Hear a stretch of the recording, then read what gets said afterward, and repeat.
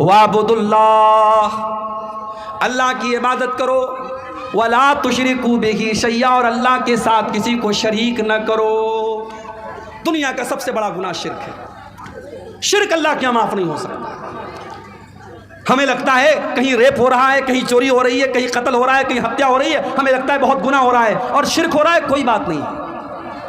ابھی اتر پردیش کی سرزمین پر لکھنؤ کے قریب میرا پروگرام تھا، پروگرام کے لیے جب میں جانے لگا، فور ویلر چلانے والے بھائی سے کہا کہ بھائی کس راستے سے جاؤ گے؟ اس نے کہا میں دیوا کے راستے سے نہیں جاؤں گا۔ میں نے کہا کیوں؟ کہا کہ دیوا میں عرس ہو رہا ہے، میلہ ہو رہا ہے، سارا راستہ جام لگا ہوا ہے۔ آج کا مسلمان یہ کون سے دین کی خدمت کر رہا ہے؟ راستوں کو بلاک کر رہا ہے، راستوں کو جام کر رہا ہے۔ میرے نبی نے تو اللہ کی راہ میں جہاد کرنے والوں سے بھی فرمایا من زیق طریقا فلا جہاد لہ، جو دوسروں کا راستہ بند کر کے جہاد کرتا ہے اس کو جہاد کا ثواب ملنے والا نہیں ہے۔ جب دوسروں کا راستہ بند کر کے جہاد نہیں کر سکتے تو دوسروں کا راستہ بند کر کے آپ کوئی جلوس کیسے نکال سکتے ہیں اور دوسروں کا جینا کیسے حرام کر سکتے ہیں؟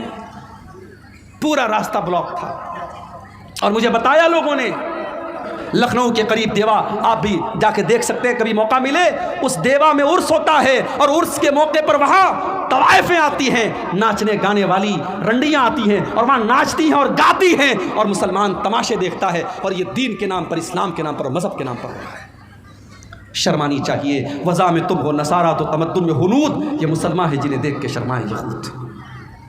قبروں پر جھک رہا ہے مسلمان، مزاروں پہ جھک رہا ہے مسلمان، اپنے پیروں کے آگے جھک رہا ہے مسلمان۔ کرے غیر گر بت کی پوجا تو کافر، کواکب میں مانے کرشمہ تو کافر، جھکے آگ پر بہر سجدہ تو کافر، جو ٹھہرائے بیٹا خدا کا تو کافر، مگر مومنوں پر کشادہ ہے راہیں، پرستش کرے شوق سے جس کی چاہیں، نبی کو جو چاہیں خدا کر دکھائیں، اماموں کا رتبہ نبی سے بڑھائیں، مزاروں پہ جا جا کے نظریں چڑھائیں، شہیدوں سے جا جا کے مانگے دعائیں، نہ توحید میں کچھ فرق اس سے آوے، نہ اسلام بگڑے نہ ایمان جاوے۔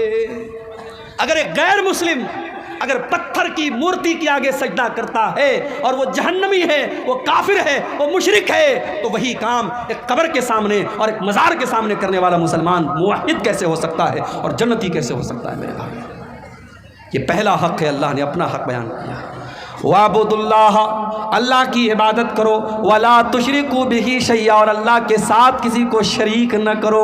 اللہ کا ادھیکار کسی اور کو نہ دو۔ یہ پیشانی جھکے تو اللہ کے آگے جھکے، یہ ہاتھ اٹھے تو اللہ کے آگے اٹھے، اللہ کے ساتھ کبھی شرک نہ کرنا۔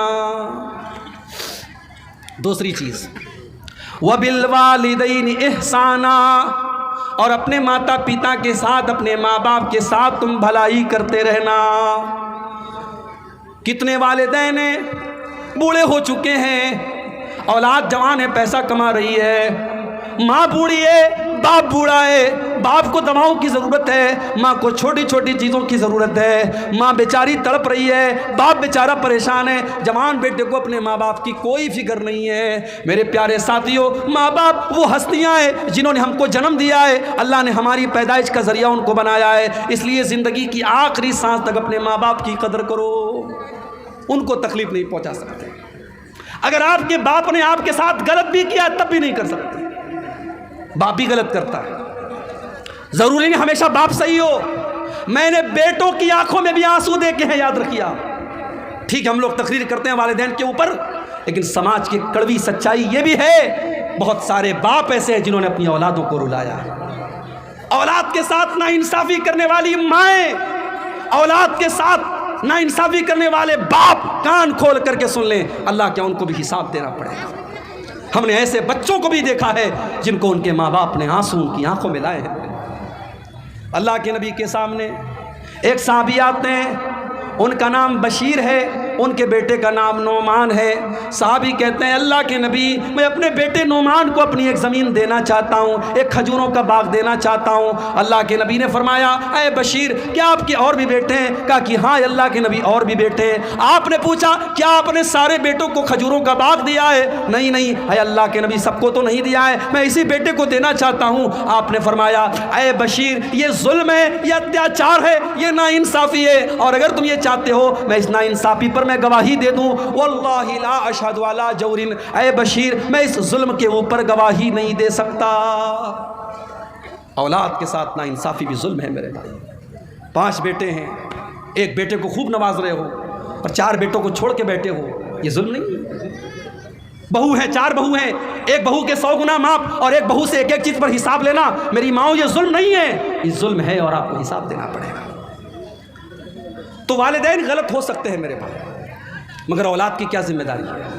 اولاد کی ذمہ داری یہ ہے کہ والدین اگر غلط ہیں تب بھی ان کو کوئی تکلیف نہ پہنچائے، والدین کے ساتھ اچھا سلوک کرتی رہے۔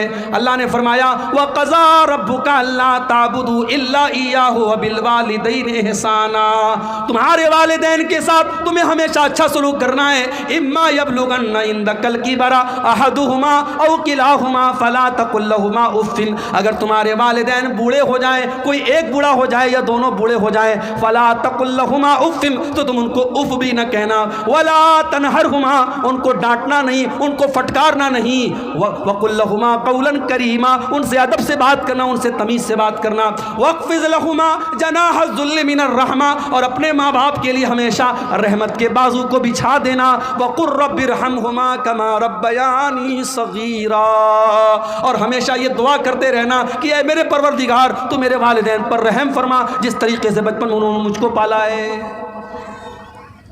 ایک صحابی اپنی بوڑھی ماں کو اپنے کندھے پر بٹھا کے خانہ کعبہ کا طواف کر رہے تھے۔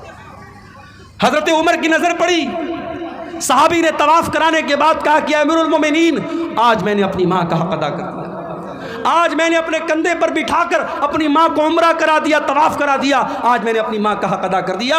حضرت عمر نے کہا ولا زفرتن واحدہ، تیری ماں نے جب تجھ کو جنم دیا تھا تیری ماں کے منہ سے جو آواز نکلی تھی چیخنے کی اور رونے کی، ابھی تو نے اس آواز کا بھی حق ادا نہیں کیا۔ ماں باپ کا آپ حق ادا نہیں کر سکتے میرے بھائی۔ ماں باپ کیا چیز ہے یہ جب آپ خود باپ بنیں گے، جب آپ خود ماں بنیں گی تب آپ کو پتہ چلے گا انہوں نے ہمارے لیے کیسی کیسی قربانیاں دی۔